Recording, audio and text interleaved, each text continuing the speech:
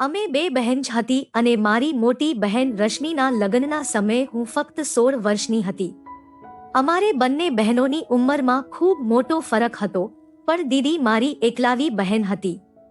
લગ્ન સમયે હું રડતા રડતા બહુ ખરાબ હાલતમાં હતી. મારા જીજાએ મારી દીદીની વિદાયના સમયે મને બાજુમાં બેસાડ્યું અને પ્રેમથી મારું હાથ પકડીને કહેવા લાગ્યા, માહી, રડવાની શેની વાત છે? સારી તો અડધી ઘરવાળી હોય છે, તો તારે જ્યારે મન થાય ત્યારે અમારા ઘરે આવી જજે. તેમની આ વાત સાંભળીને હું ખુશ થઈ ગઈ. દીદીના લગ્ન બીજા શહેરમાં થયા હતા.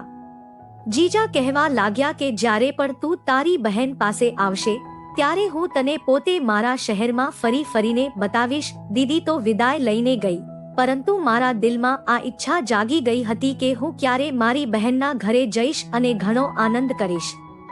દીદીના લગ્નને 1 વર્ષ થઈ ગયું, પણ હું તેમના શહેર જઈ શકી નહોતી. આખા 1 વર્ષ પછી દીદી અમારા ઘરે મુલાકાતે આવી હતી અને રાજીવ જીજાજી પણ સાથે જ આવ્યા હતા. તેઓ ખૂબ જ સારા અને પ્રેમાળ રીતે વાત કરતા હતા. જેટલો સમય તેઓ અમારા ઘરે રહ્યા, તેઓ સતત મારા આજુબાજુ રહેતા અને મારો ખૂબ ધ્યાન રાખતા. તેઓ મારા માટે ઘણા બધા ભેટો લાવ્યા હતા.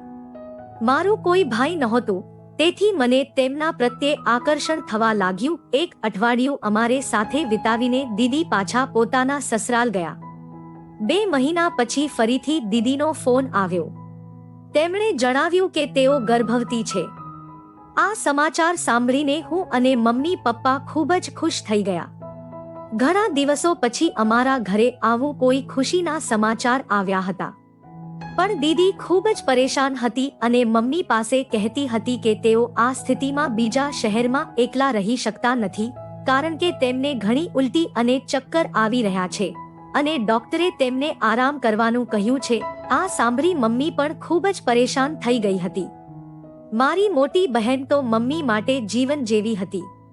મમ્મીએ તેમને અમારા ઘરે આવવા માટે કહ્યું, તો તેઓ કહેવા લાગ્યા કે રાજીવ તો તેમને છોડવા તૈયાર જ નથી. ડોક્ટરે લાંબો મુસાફરો કરવા માટે ના કરી છે. જો દીદી આવી જાય તો રાજીવ જીજાજી અને તેમના પપ્પાને ઘણી સમસ્યા થશે. આમ પણ આ તો 2 મહિનાની વાત નહોતી, હજી તો આખા 9 મહિના બાકી હતા. દીદીની વાત સાંભળી મમ્મીએ કહ્યું, તમે ચિંતા ના કરો, હું માહીને તમારી પાસે મોકલી દઉં છું.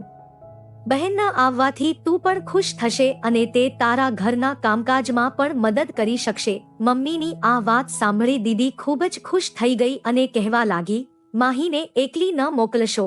મેં રાજીવને કહ્યું છે, તે તેને લઈ જવા આવશે. હું તો ઘણા સમયથી આ તકની રાહ જોઈ રહી હતી અને ઘણી વખત પ્રાર્થના પણ કરી હતી.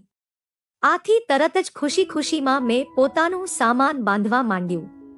મોસાણી બનવાની ખુશી જ કંઈક અલગ હોય છે. 3 દિવસ બાદ જ જીજાજી મને લેવા માટે આવ્યા અને હું તેમના સાથે મારી બહેનના ઘેર બીજા શહેરમાં આવી ગઈ. દીદીના સસરાલમાં ફક્ત એક સસુર અને જીજાજી જ હતા, એટલે મને અહીં રહેવામાં કોઈ મુશ્કેલી થવાની નહોતી. કોઈ ઝંઝટ નહોતી. દીદી મને જોઈને ખૂબ જ ખુશ થઈ ગઈ હતી. તેણે પહેલાથી જ મારી પસંદગીનું ભોજન તૈયાર રાખ્યું હતું. મને રહેવા માટે પોતાનો સામેવાળો રૂમ પણ આપ્યો હતો. દીદીના સસુરને પ્રણામ કરવા હું તેમના રૂમમાં ગઈ તો તેમનું વર્તન કંઈક અજીબ લાગ્યું. તેઓ બિછાના પલંગ પર પડેલા બીમાર માણસ હતા. મને જોઈને તેઓ અજીબ વાતો કરવા લાગ્યા, જે મારી સમજની બહાર હતી. દીદીએ મારો હાથ પકડીને મને રૂમની બહાર લઈ ગઈ અને કહેવા લાગી કે તેમના સસુર ઘણા વર્ષોથી બીમાર છે, એટલે તેઓ ઘણીવાર વાંધી વાતો કરે છે. આગળથી તેમના રૂમમાં જવાની જરૂર નથી, તેણે કહ્યું. દીદીના સસુર તેમની લગ્નમાં પણ આવ્યા નહોતા. રાજીવનો સંબંધ પપ્પાના એક મિત્રે દીદી સાથે કરાવ્યો હતો.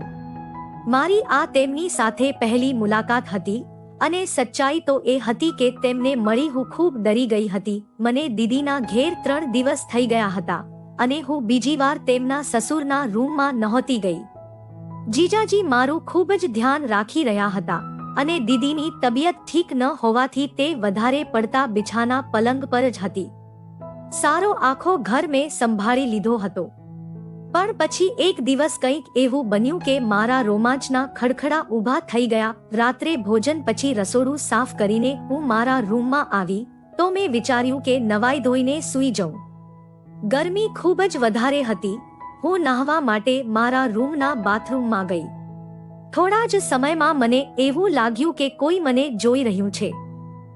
શરૂઆતમાં મને લાગ્યું કે મારી બહેન હશે, પણ અચાનક જ મારી નજર રૂમના વેન્ટિલેટર પર પડી. મારી સાથે શું થયું? હું બેચેન થઈ ગઈ. ત્યાં કોઈ સાયાની જેમ શેડો દેખાયો અને મને ખાતરી થઈ ગઈ કે કોઈ મને છુપાઈને જોઈ રહ્યું હતું. આ વાતે મને ખૂબ જ ડર લાગ્યો. મેં તરત જ મારા કપડાં પહેર્યા અને ઝડપથી બારણું ખોલીને ભાગતી બહાર નીકળી ગઈ. હું દીદીના રૂમમાં પહોંચી તો ત્યાં દીદી અને જીજાજી આરામથી એક સાથે સૂતા હતા. મારી આ હડબડ જોવા પામી મને જાતે જ લાજ લાગી. જીજાજી બેડ પરથી ઊભા થયા અને કહેવા લાગ્યા, અંદર આવી જા માહી, બારણે કેમ ઊભી છે? મને સમજાતું ન હતું કે શું કરવું જોઈએ. હું તેમને કેવી રીતે કહું કે વેન્ટિલેટર પર મને કોઈનો હાયાનો અહેસાસ થયો છે.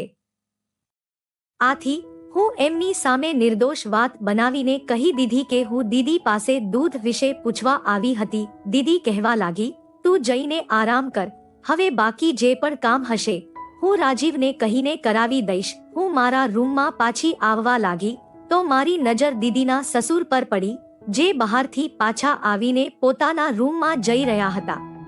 તેમણે મારી તરફ ખૂબ જ અજીબ નજરોથી જોયું અને કહેવા લાગ્યા, તું બહુ સુંદર અને નિર્દોષ છે.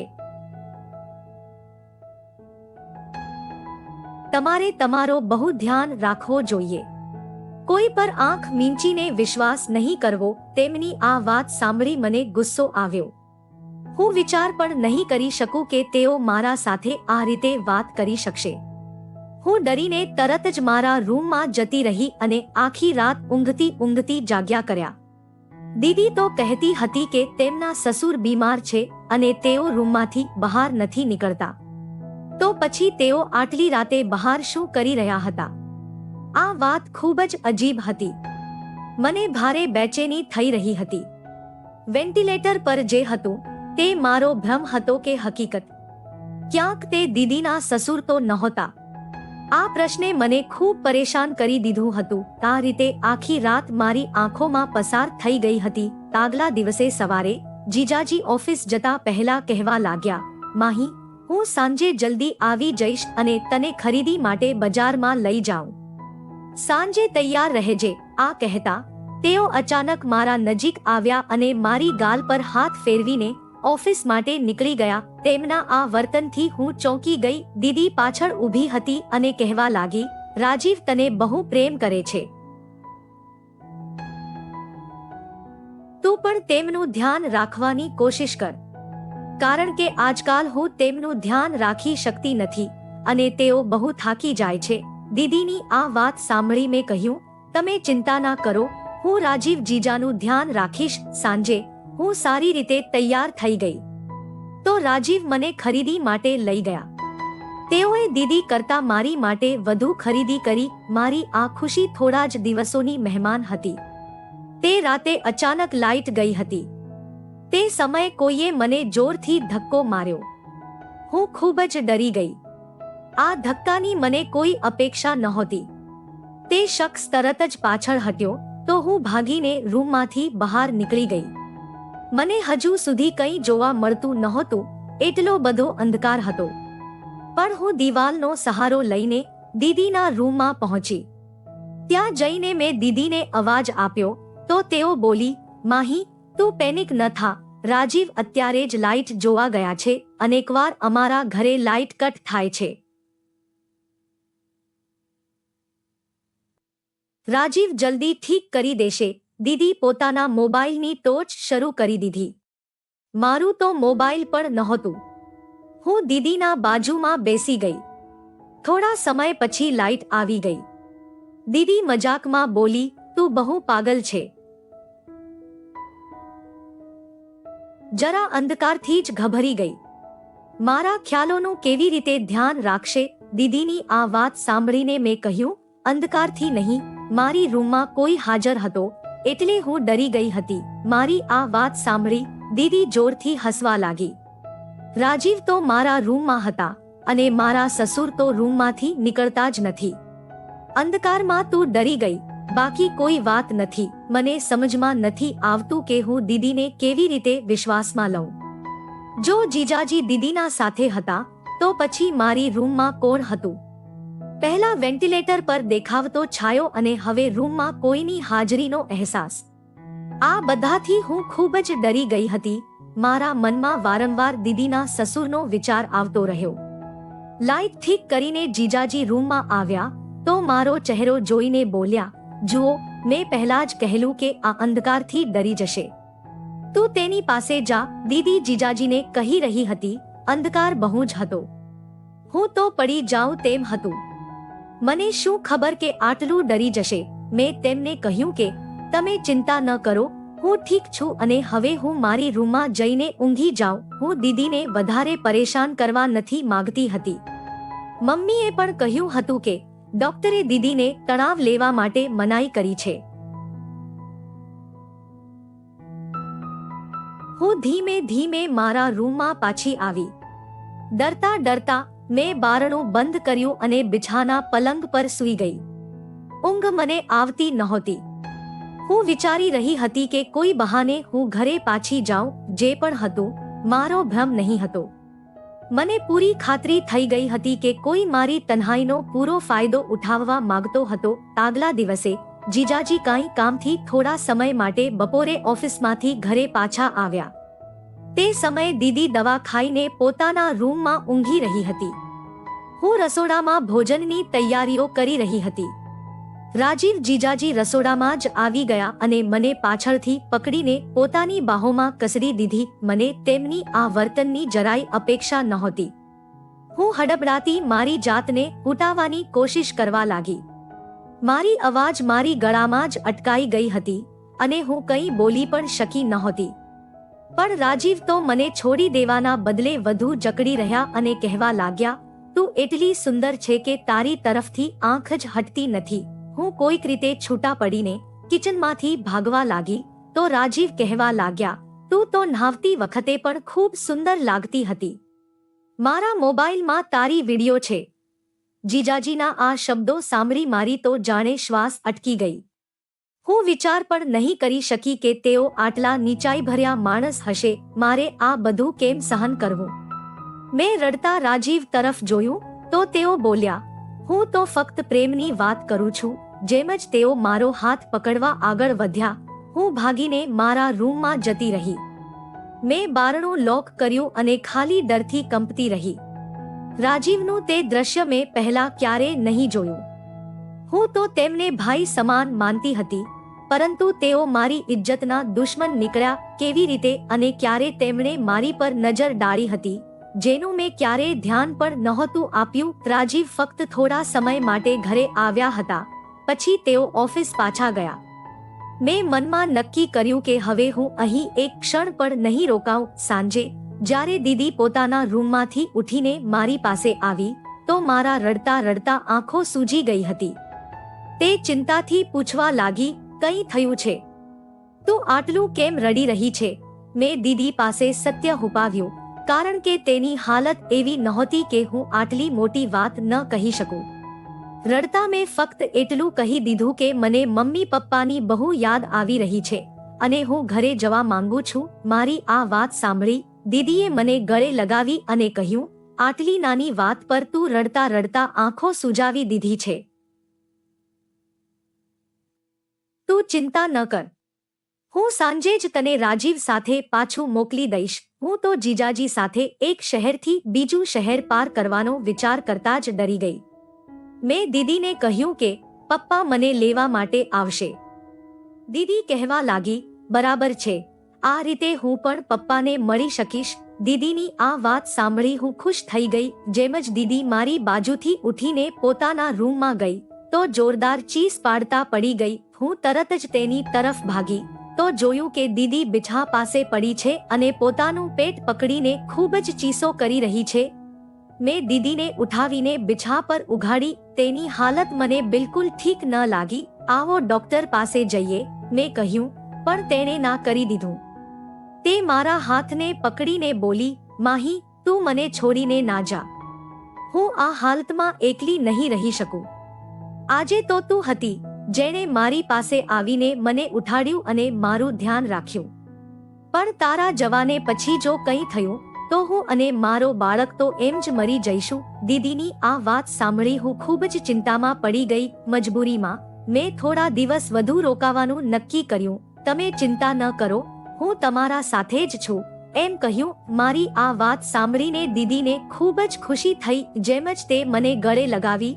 રાજીવ પણ પાછા આવી ગયા. દીદી તેને કહેવા લાગી કે તે પડતા તેની તબિયત વધુ બગડી ગઈ હતી. આ સાંભળી રાજીવ પણ ચિંતામાં પડી ગયા. તેઓએ મને કહ્યું, જાઓ, તમારી દીદી માટે દૂધ લઈ આવો. મારે કિચનમાં જવાનું મન ન હતું, પણ હું ગઈ. ત્યાં રાજીવ ફરી કિચનમાં આવ્યા અને મને જબરજસ્તી પકડી રાખવા લાગ્યા. મને આકરી રીતે ધક્કો મારીને મેં ગુસ્સામાં કહ્યું, તમને શરમ નથી આવતી? તમારી પત્નીની હાલત ખરાબ છે અને તમે તમારી સાળી સાથે આવી હરકતો કરી રહ્યા છો. જે મારા માટે આ બિનસંકોચતાની વાત હતી, તેમ રાજીવ માટે કંઈ અસર નહીં થયું. તેઓ જબરજસ્તી કરી રહ્યા હતા. મારી ચીસ સાંભળી દીદી અંદર આવી ગઈ. હું આટલી ભયભીત હતી કે દીદીની તબિયતનો વિચાર કર્યા વગર જ મેં જીજાજીનો આખો સત્ય તેની સામે ખુલ્લો કરી દીધો. દીદી એક નજર મારી તરફ કરી અને બીજી જીજાજી તરફ. તે બોલી, તમે કેવી જાતના પુરુષ છો કે 17 વર્ષની છોકરીને પણ કાબૂમાં ન લઈ શકો? આ એક અઠવાડિયાથી તને એકલા ડોલાવી રહી છે અને તું હજુ સુધી કંઈ કરી શક્યો નથી. દીદીની આ વાત સાંભળીને મારી પગ નીચેથી જમીન ખસકી ગઈ. મેં આશ્ચર્યથી દીદી પાસે પૂછ્યું, તમે શું બોલી રહ્યા છો? દીદીના ચહેરા પર એક અજીબ સ્મિત આવ્યું અને તે મારું હાથ પકડીને મને પોતાના રૂમમાં લઈ ગઈ. હું આશ્ચર્યથી દીદીને જોઈ રહી હતી. દીદી મને પોતાના બાજુમાં બેસાડી અને મારા વાળમાં હાથ ફેરવીને કહેવા લાગી, જુઓ માહી, મારી વાત ધ્યાને લઈને સાંભળો. હું રાજીવનું આખું સત્ય જાણું છું, પણ જે કંઈ રાજીવ તારી પાસેથી માંગે છે તે તારે કરવું જ પડશે. હું ગુસ્સામાં ઊભી થઈને બોલી, તમે કેવી વાતો કરી રહ્યા છો? શું તમે જાણો છો કે તમારો પતિ મારી સાથે શું કરવાનું ઈચ્છે છે? તે મને ઉપયોગ કરવા માંગે છે. તમે કેવી રીતે આ માણસ સાથે જિંદગી પસાર કરી શકો છો, જે તમારી પ્રેગ્નન્સી બાદ પણ તમારી બહેન પર નજર રાખે છે? મારી વાત સાંભળી દીદી કહેવા લાગી, તારે રાજીવ સાથે તે બધું કરવું જ પડશે જે તે તારી પાસેથી ઈચ્છે છે, નહીં તો તે ક્યારેય પિતા બની શકશે નહીં. દીદીની આ વાત સાંભળી હું દંગ રહી ગઈ. તમે શું બોલી રહ્યા છો? તમે તો ગર્ભવતી છો. જીજાજી બાપ બનવાના છે. દીદી બોલી, હું માટી નથી બની શકતી. આ જ વાત જાણીને મેં તને અહીં બોલાવી છે, જેથી તું મને અને રાજીવને એક બાળક આપી શકે. રાજીવ બીજા કોઈનું બાળક દત્તક લેવા માંગતો નથી. તે પોતાના જ સંતાનને ઈચ્છે છે અને આ માટે મારી પાસે આથી સરળ રસ્તો નથી. હું કોઈ બીજી સ્ત્રીને મારા જીવનમાં લાવવા માંગતી નથી. એટલા માટે મેં નક્કી કર્યું છે કે હું આ કામ માટે તને કુરબાન કરી દઉં. તમે શું બોલી રહ્યા છો? હું બેવડી થઈ ગઈ. હું તારી સગી બહેન નથી, તે સૂરથી બોલી. હું ઘરે જવા માંગુ છું. મેં તેમના હાથ જોડીને વિનંતી કરી, પણ મારી બહેન, જેનું હું ખૂબ માનતી, મારી શત્રુ બની ગઈ. મેં ક્યારેય એ વિચાર્યું પણ નહોતું કે તે મારા જીવન સાથે એવું ગંદુ રમખાણ કરશે. તેની વાત સાંભળીને મને ધક્કો મારી અને તે મને પતિના રૂમમાં જવા ધકેલી. તે સમયે જ તેમના સસુર આવ્યા અને મને બચાવ્યા. તેમણે મારી બહેન અને પોતાના પુત્રને કહ્યું કે જો કંઈ કર્યું તો તે પોલીસને બોલાવશે. આ બધું સાંભળીને રાજીવ ગુસ્સામાં પિતાને અપમાન કર્યા, પણ તેમના પિતા પાછળ હટ્યા નહીં. આખરે હું પિતાને ફોનથી વાત કરી અને મારા પિતા, જેમણે અમારા સંબંધો તોડી, બીજા દિવસ પછી મને લઈને ગયા ફસલમાં. મારા મમ્મી પપ્પાને ખબર ન હતી કે તેમણે જેમને પાડ્યા તે એવી હતી. મિત્રો, આ વાર્તા એ બોધ છે કે વિશ્વાસ તો ક્યારેક નુકસાન પહોંચાવી શકે, અને તેથી દરેકે પોતાનું ધ્યાન રાખવું જોઈએ. અને હા, વિડિયો લાઈક કરવાનું ભૂલતા નહીં.